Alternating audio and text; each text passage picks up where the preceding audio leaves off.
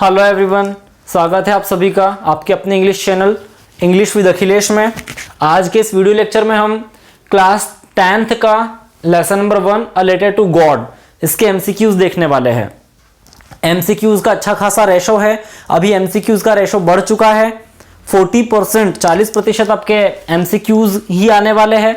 मतलब multiple choice question, बहुविकल्पी प्रश्न जिनके उत्तर आप आसानी से देके नंबर अच्छे स्कोर कर सकते हो।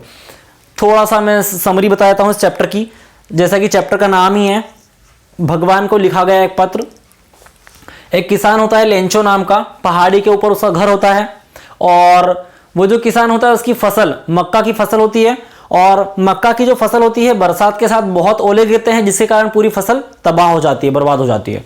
अब उस किसान की जो लेंचो की और लेंचो की फैमिली की आखिरी उम्मीद होते हैं वो होते हैं भगवान, और भगवान पे उनको बहुत विश्वास होता है। इसीलिए लेंचो एक पत्र लिख के पोस्ट ऑफिस में जाके और भगवान के नाम से उसको डाल देता है। जब पोस्टमैन, पोस्टमास्टर ये सब लोग उसको पढ़ते हैं पत्र को तो बहुत हंसते हैं, और चूंकि ऐसा पहला मामला होता है जब भगवान को किसी ने पत्र लिखा है।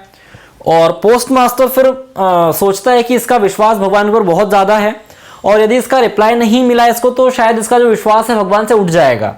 ये सोच के पोस्टमास्टर अपने सभी जो कर्मचारी होते हैं उनसे पैसा इकट्ठा करवाता है और 70 पेसोज, वैसे लेंचो ने 100 पेसोज मांगे होते हैं, 100 पेसोज, लेकिन वो 70 पेसो ही इकट्ठे कर पाते हैं और 70 पेसोज एक लिफाफे में रख के और लेंचो के एड्रेस पे भेज देते हैं। लेंचो को जब दिखता है कि 70 पेसोज ही आए हैं ना कि 100 पेसोज, तो उसे बहुत आश्चर्य होता है कि भगवान ने ऐसी गलती कैसे कर दी। फिर वो इस निष्कर्ष पर पहुंचता है कि भगवान गलती नहीं कर सकते, पोस्ट ऑफिस के एम्प्लॉयज ने ही मेरे पैसे चुरा लिए हैं शायद।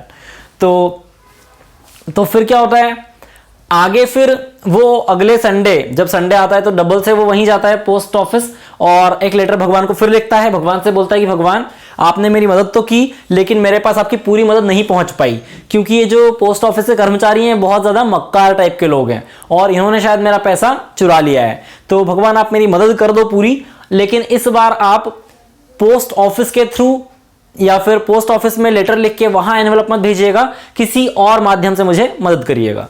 तो ऐसा एक चैप्टर है भगवान के ऊपर विश्वास को दिखाने वाला। इसके एमसीक्यूज हम पढ़ते हैं, बहुत ध्यान से आप समझें। What did Lencho hope for, ये क्वेश्चन भी है तो इसका आंसर होगा Lencho hoped for a good shower of rain. अभी यदि एमसीक्यूज में आता है तो आपको रेन भी आ सकता है कि लेंचो किस चीज की उम्मीद कर रहा था, रेन मतलब बरसात, या अ शावर ऑफ रेन तो भी बरसात ही होगा इसका मीनिंग। फिर है why was Lencho satisfied, Lencho किस चीज से संतुष्ट था। To see ripe corn with flowers, अपनी पकी हुई मक्का की फसल और उसमें लगे हुए फूलों को देख के वो बहुत खुश था। Where was Lencho's house, Lencho का हाउस कहां पर था। On the crest of a low hill, एक नीची पहाड़ी के ऊपर। ऑथर ऑफ द लेसन, इस लेसन को किसने लिखा है, उसका ऑथर कौन है, राइटर कौन है, G.L. फ्यूएंस, ये इसका ऑथर है। आयरनी इन द लेसन, देखिए आयरनी हम उस सिचुएशन को बोलते हैं जब दो विपरीत चीजें एक साथ होती हैं। मतलब वो दोनों एक साथ होनी तो नहीं चाहिए बट किसी रीजन से वो दोनों एक साथ होती हैं। तो जैसे कि कोई बहुत ज्यादा समझदार माने जाने वाला व्यक्ति ही एक छोटी सी गलती कर बैठे तो ये आयरनी होगी ना। मतलब वो वैसे तो बहुत समझदार है, लोग उससे समस्याओं का समाधान लेने आते हैं लेकिन उससे ही गलती हो गई, आयरनी।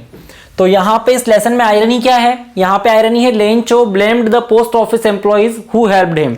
मतलब लेंचो उन कर्मचारियों को, जो पोस्ट ऑफिस के कर्मचारी थे, उनको दोष दे रहा है कम पैसा आने के लिए जिन्होंने इनफैक्ट उसकी मदद की थी, क्योंकि उसको वो तो जानता नहीं है कि ये पोस्ट ऑफिस के कर्मचारियों में उन्होंने मदद की है। तो जो 30 पेसोज कम आए हैं उनके लिए वो उन कर्मचारियों को ही दोषी ठहरा रहा है जिन्होंने एक्चुअल में उसकी मदद की है। यही आयरनी है। आपको एमसीक्यू में बहुत सारे ऑप्शन होंगे, आपको देखना है कि सही ऑप्शन कौन सा है। कई बार बहुत सारे ऑप्शन एक जैसे मिलते जुलते हो सकते हैं, please be aware. Okay, next वाला है what did Lencho think of post office employees, Lencho ने पोस्ट ऑफिस के एम्प्लॉइज के बारे में क्या सोचा। तो उसने सोचा अ बंच ऑफ क्रूक्स, उसने सोचा कि ये जो पोस्ट ऑफिस के एम्प्लॉइज हैं ये पूरा मक्कार लोगों का एक ग्रुप है, चीटर्स का एक ग्रुप है, ठगने वालों का, ठगों का एक ग्रुप। तभी इन्होंने मुझे ठग लिया है। मेरे 100 पैसों जो भगवान की तरफ से आए थे उसमें से भी 70 ही दिए हैं, 30 खा गए हैं या फिर चुरा लिए गए हैं। फिर है why was Lencho not surprised to see the money in the envelope. Lencho को लिफाफे में आए हुए पैसे देख के आश्चर्य क्यों नहीं हुआ? आंसर है he had unwavering faith in God, क्योंकि उसको भगवान के ऊपर अडिग, बिल्कुल न हिलने वाला, कभी ना डगमगाने वाला विश्वास था। और इसीलिए जब पैसा आया तो उसको ऑब्वियस बात थी कि हाँ भगवान ने जरूर मेरे लिए पैसा भेजा है, तो कोई आश्चर्य की बात नहीं थी उसमें। How much money did Lencho ask for? Lencho ने कितना पैसा मांगा था भगवान से? तो उसका आंसर है 100 पेसोस। उसने मांगे थे 100 पेसोस। और how much money he got, उसे कितने पैसे मिले? 70 पेसोस। कंफ्यूजन में बिल्कुल नहीं पड़ना है, कंफ्यूज नहीं होना है। मांगे थे ये पूछा जाए तो 100 पेसोस, कितने मिले थे तो 70 pesos. Why did post master decide to reply to Lencho's letter? Post master ने लेंचो के लेटर का या पत्र का रिप्लाई करना क्यों जरूरी समझा? तो इसका आंसर है to preserve Lencho's faith in God. अब इसमें कई सारे ऑप्शंस आ सकते हैं। उसे दया आ गई थी, वो उसकी समस्या का समाधान करना चाहता था, बहुत कुछ हो सकता है, लेकिन आंसर है to preserve Lencho's faith in God. Lencho का भगवान के ऊपर जो विश्वास था अत्यधिक, वो न डगमगाए, वो न टूट जाए विश्वास, इसलिए उसने भेजा था, वो विश्वास बना रहे। अब कुछ एमसीक्यूज और आते हैं, वो मैंने यहां शॉर्ट में लिख रखे हैं। जैसे कि पोस्ट मास्टर को दर्शाने के लिए एक शब्द आया था एमिएबल। तो एमिएबल का क्या मतलब होता है ये पूछता है। ऑप्शंस में एनिमी या फिर क्रूक्स या फिर चीटर या फिर रूड, ऐसा बहुत कुछ हो सकता है। आंसर है फ्रेंडली। एमिएबल मतलब फ्रेंडली, दोस्ताना इंसान। Help from God. अब देखो एक क्वेश्चन ये बन सकता है बच्चों कि लेंचो और लेंचो की फैमिली के लिए आखिरी उम्मीद क्या थी? तो उसका आंसर होगा हेल्प फ्रॉम गॉड, भगवान की उम्मीद, भगवान की तरफ से मदद की उम्मीद, यही उसकी आखिरी उम्मीद थी लेंचो और उसके परिवार की।